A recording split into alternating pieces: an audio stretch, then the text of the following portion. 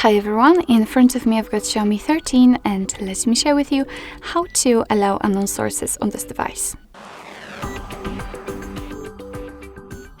So first of all we have to enter the settings and then let's scroll down in order to find the privacy protection. Let's enter.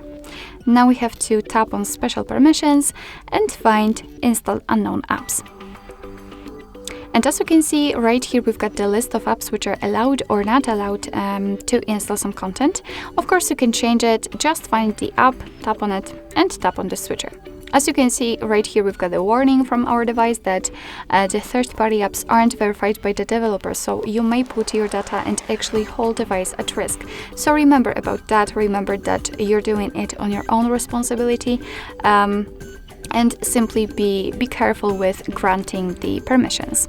As you can see, after getting back to the list, you can see that the Chrome is allowed to install some content, and of course it will work the same with all other apps.